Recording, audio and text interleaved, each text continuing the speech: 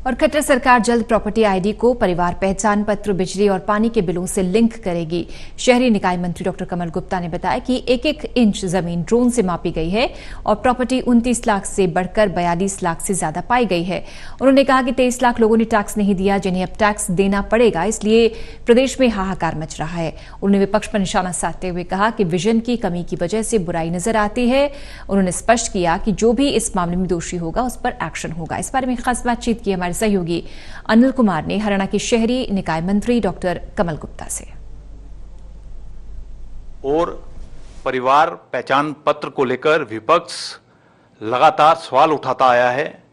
इसमें क्या खामियां हैं और क्या अच्छाई है, इस समय मेरे साथ हैं हरियाणा के शहरी निकाय मंत्री डॉक्टर कमल गुप्ता। इनसे जानते हैं कि इनमें क्या अच्छाइयां हैं और क्या बुराई है, क्योंकि विपक्ष लगातार इस पर सवाल उठाता आया है। जी देखिए अनिल जी, विपक्ष को हमेशा सत्ता पक्ष की कोई भी योजना हो उसमें बुराई ही बुराई नजर आती है।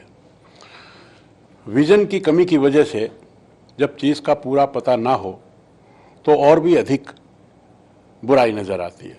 अब जहाँ तक प्रॉपर्टी आईडी की बात है, पहले हमारे जो शहरी, मैं उसकी बात कर रहा हूँ, डिमांड रजिस्टर में 29 लाख प्रॉपर्टीज थी और उनमें लगभग 15 लाख 16 लाख लोग टैक्स देते थे। हमने जब से प्रॉपर्टी आईडी को एक रैशनलाइज किया है और एक एक इंच को नापा है, ड्रोन के माध्यम से डिजिटलाइज किया है, तो हमारी प्रॉपर्टी लगभग 42 लाख से भी ऊपर बन गई हैं। अब हम इनको पुरानी प्रॉपर्टीज में कोलैबोरेट करने का काम कर रहे हैं, इंटीग्रेट करने का काम कर रहे हैं। तो जो 29 लाख थी वो 42 लाख हो गई और हमने एक एक इंच को नाप लिया, तो इसमें बुराई वाली क्या बात है। रही बात गलतियों की, अब ये इतना बड़ा प्रोजेक्ट है तो इसमें कुछ गलतियां हो सकती हैं, गलतियां अधिक भी हो सकती हैं। तो इसके लिए हमने जो नोटिस भेजे हैं और सब पब्लिक को हमने कहा है कि भी अगर इसमें कोई गलती है तो वो आप हमें बताइए, हम उसको ठीक कर देंगे। तो उसमें भी जो मेरी जानकारी में आया है, लगभग 28 लाख लोगों को नोटिस भेजे जा चुके हैं।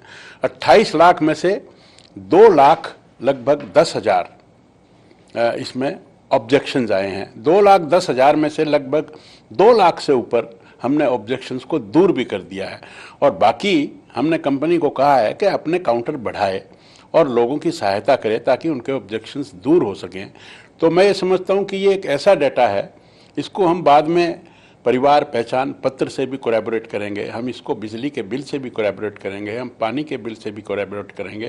तो अनेक चीज़ों से इसकी जब इंटीग्रेशन हो जाएगी तो हमारे पास एक डाटा आ जाएगा और कोई भी इससे बचेगा नहीं। काफ़ी लोग तो इसलिए भी हाय तवाय कर रहे हैं कि 42 लाख में से जो टैक्स दे रहे थे वो केवल 15-16 लाख दे रहे थे, तो बाकी जो 22-23 लाख हैं उनको अब टैक्स देना पड़ेगा, इसलिए भी ये हाहाकार है। डॉक्टर साहब, जिस तरह भी आपने बताया है कि 2 लाख से ज़्यादा ऑब्जेक्शन आए हैं, लोगों की शिकायतें आई हैं, उसमें से काफ़ी आपने ठीक भी की है। तो जिस कंपनी को आपने ये कार्य दिया था, उस कंपनी की गलतियों की वजह से ही लोगों को परेशानी झेलनी पड़ी है। क्या कंपनी के खिलाफ भी सरकार ने कोई कार्रवाई करने का मन बनाया है? देखिए, कार्रवाई तो जो भी दोषी होगा उसके खिलाफ होगी, लेकिन मैं ये समझता हूँ कि 42 लाख में से 28 लाख नोटिस इशू करना और उसमें से 2 लाख के लगभग ऑब्जेक्शन आना और उसमें से लगभग 8-10 हज़ार को छोड़कर बाकी सब करेक्ट करना, ये भी कोई कम बड़ी बात नहीं है। और जब हम किसी भी चीज़ को कंप्यूटर पर डालते हैं तो उसमें अगर एक डेसिमल की भी गलती हो तो वो गलती मानी जाती है और ये गलतियाँ स्वाभाविक भी होती हैं। डॉक्टर साहब, जब आधार कार्ड है तो हरियाणा सरकार को प्रॉपर्टी आईडी और परिवार पहचान पत्र क्यों बनाना पड़ा? क्योंकि सारी जानकारियां आधार कार्ड में भी। आधार कार्ड जो है उससे नंबर 1 तो प्रॉपर्टी का नहीं पता लगता, वो एक इंडिविजुअल पहचान है। और जहाँ तक परिवार पहचान पत्र है तो हमने ये कहा है कि जिस परिवार की आय 1,80,000 से कम होगी तो उनको हम परिवार की अंतिम सीढ़ी का मानकर उनको अपलिफ्ट करने का काम करेंगे। आधार कार्ड में ये जानकारी नहीं होती परिवार पहचान पत्र में हमने ये सब जानकारियां ली हैं।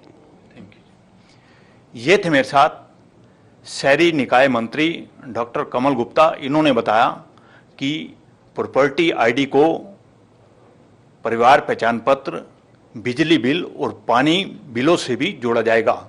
इसके साथ साथ इन्होंने ये भी बताया कि प्रॉपर्टी आईडी को लेकर जो ऑब्जेक्शन आए थे उसमें से काफ़ी हल कर लिए हैं। Anil Kumar, total news, Chandigarh.